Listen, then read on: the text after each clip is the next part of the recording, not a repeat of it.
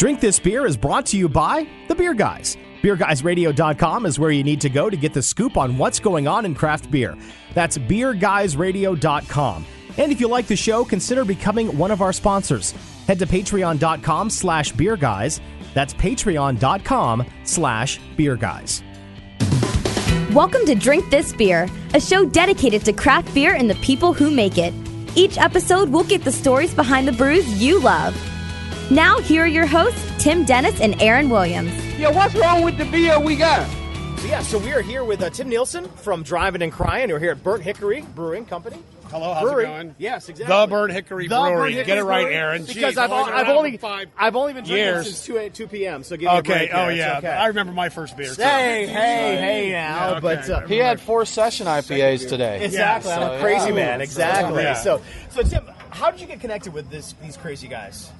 I don't know. You know, Scott's like an old punk rock guy from back in the day, and he was a Night Porters fan. And I don't know, we just kind of like hooked up with him when we did our anniversary. I guess it was our 25-year anniversary. So we did a beer. Yeah, so we did a beer. An anniversary beer. We had a party, and we had a bunch of bombers. And we kept And that was last year, right? Was it 2 years ago? Was it 2 years It was like ago? 2 years Well, ago. they were so. inducted to the Georgia Hall of Fame. You know, and I make beers for a lot of bands, like bands that I knew, like back in the day.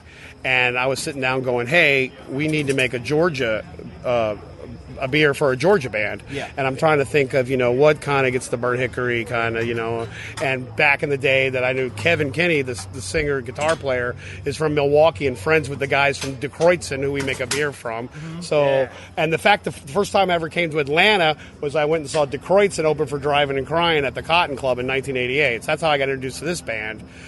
Longer story, even short.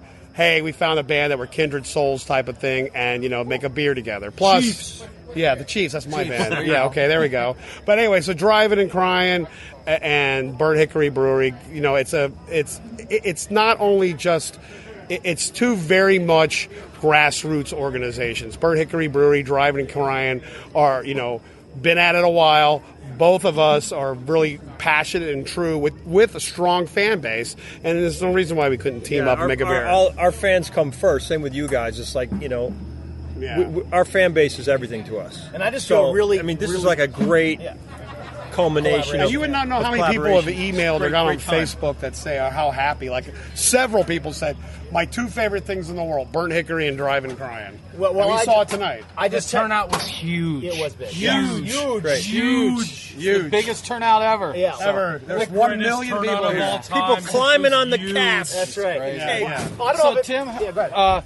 how much input did you guys have on the creation of the beer? Is it something you let Burnt Hickory run with? We talked about it, and we know that IPA is probably the most popular craft brew out there. So we wanted to make something that was going to appeal to the masses, and so we talked about doing an IPA, but making it really a nice smooth IPA, and Mike Sears has been our art guy for a while. He did he did the label for the anniversary beer, and so we got him to do a beer, the label again, and we used our Skull Chief, and we threw in like the bright green hoppy color for the IPA, and so I think the image for the beer, the package is really great, and it tastes delicious. It's yummy. It's good, because we talk, actually, Tim lives in Charleston and is at Edmonds Oast all the time, and you already know about Edmonds Oast, so he's all cool with, he's into craft beer, and I started telling him about all these different styles of beer, and I'm throwing out, of course, like Tropicalia,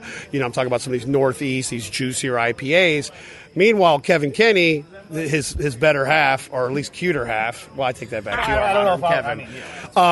He's very much kind of like, looks at me, he's kind of like, I just like a beer I drink out of a can, it tastes like PBR. So we sit down and we go, all right, let's come up with a crisp, juicy, fresh IPA in a can, because we just got our canner, and to make it, just kind of scale it down from the other version was an 8%. So this is now a 5%, really hop-heavy, unfiltered, kind of like Drivin and Cryin, very organic, grown, pure, kind of true to the style. The term the kids are saying is crushable. I think it's very crushable. Well, a 5.5. I mean, it tastes a lot bigger than a 5.5. I was surprised actually when you said that. It's really 25%. Don't tell anybody. Perfect. That's excellent. But I mean, I think it's kind of. I think it's very much fresh. in the fact that it leans itself to a can, and the fact they had koozies. And again, you listen to Drivin and Cryin's music. A lot of it's about Well, this is they're putting out their one of their landmark albums they're re-releasing, Mystery Road, which has the song Straight to Hell on it. I feel really old now, but thank you, Scott. Well, think about him. He's the guy that recorded it. That's true. Exactly. 1989, and it's coming out. It's coming out October 6th. It's out. Yeah, re-release and available everywhere, and online, Amazon, and all the record stores. Hootie, Darius Rucker is recorded Straight to Hell to put out, so it's coming out this month. So that's gonna be so he and I got on the phone like, hey, we got to do something again.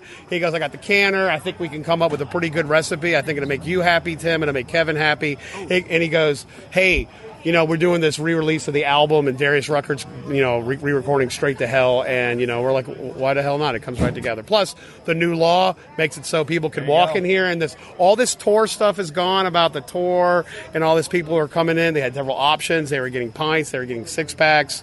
They were getting cases. I bought a mixed case. I was a happy camper. I'm like, this is awesome. Exactly. Yeah. Tim, one of the good things about doing an interview with Scott is you don't have to do much work. Because if you get a mic close to Scott, we went over everything. We went over everything, and he just ran with it. Yeah, See? No, Tim already. He's on the phone with me. I answer the phone now. I'm like, hey, bitch. Yes. He knows if he answers the phone, he's going to be talking for it's going to be like 20-30 minutes. I'm an excitable guy, but that's how. But it's excitable guy. I think it's a good tie. It's not just a music thing, but it's more a creative, and it's also a Georgia thing. Yeah. I think Drivin and Cryin are very popular. Absolutely. Okay, thanks for the middle of the interview here. Okay, I'm sorry. Hey, Poncho the dog is now leaving. Dad, sorry. That's all. Poncho the dog. Poncho Black on Facebook. The dog's drunk. Ponchito Burrito on Instagram. Yeah, okay. Hashtag. Hashtag. We just got a pitch for a Chihuahua. It is Beer Guys Radio. That's but I mean, Chihuahua. again, it is. He's a famous Chihuahua. It's very famous, though. But Drivin and Cryin, we're huge fans. Working with Tim has been great, and we're hopefully going to be doing a lot more. We're going to be actually shipping some of this to the market, which I'm actually excited about. Nice. Yeah. We're actually, and again, this canner that we got, it's and popular, and we'll do it some more. I mean, well, it's a fantastic beer, and this is coming from someone who's I loved it. It was great, absolutely. And I'm not big on. Tell you if it sucked. Yeah. Yes, and I'm not big on like bitter IPAs and that. I like the juicy, the fruity, a nice mouthfeel. That's what she said. Hit the spots. Get out of here, Scott. That hit the spots that I like. You want to go with the that's what she said too? No, is that the name of your sex tape? Is that it? Yes. I'm just gonna back out of it. Can we use any of this interview? Sure, is why there not? any We're on podcast. But no, I really enjoyed the beer. It's great, and I think get out there and get Scott it. did The show was excellent. Really great too. job with We've it. had great it shows was. here. The show was awesome. They really got into it. People so packed out really the brew house. Yeah. So much fun. It's a great collaboration, and it just makes sense, Yeah. Sorry. So you've done a double IPA with them a couple years ago, and then the it was that one was a little bit more smacky. This one is a little. Crushable, like right? I said, crushable. Exactly. Easy to drink, So Scott mentioned I like that it. there could I got be 10 more cases coming in up the there. car. What else would you like to brew? What's your favorite beer? What would you like to see happen? Well, I'd like to do this IPA again, but I think a lot of people are doing these lagers now, right? And because Kevin's from Wisconsin, he loves.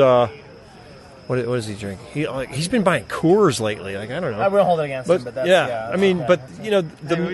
Mexican lagers, like my buddies in Charleston got this thing going called Island Coastal Lager that they're doing, and it's like they pre-sold a shitload of it.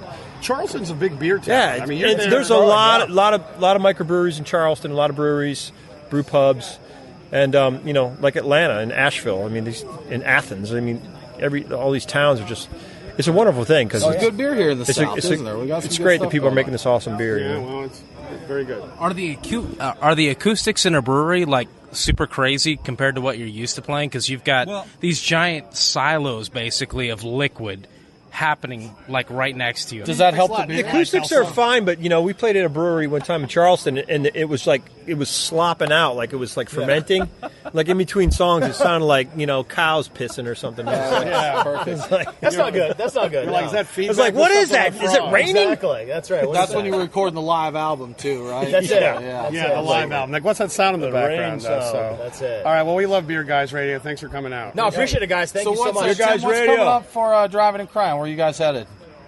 We have a show in Wilmington on Saturday and another show in Mount Pleasant Sunday, and then we're playing Atlanta at the Variety Playhouse on the 25th of November. Yeah. 2 days after Thanksgiving, and we're going to be working on a new record this winter. Cool, nice. And we got Mystery Road re-released on Island Records, which is exciting on a double album. vinyl, colored vinyl, Nice. CD, digital. Very good. Awesome. Love it. Cool. Well, Tim, thank you so much for your time. I appreciate it. All right, man. Absolutely. You guys Cheers. have a great night. Thank you so much. We'll see you.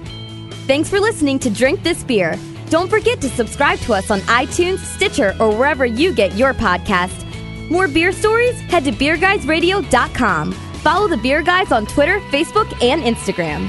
Want more craft beer news? Listen to the Beer Guys Radio Show, available every Saturday morning. Drink This Beer, produced and developed by Tim Dennis and Aaron Williams, part of the Beer Guys Media Radio Network, beerguysradio.com.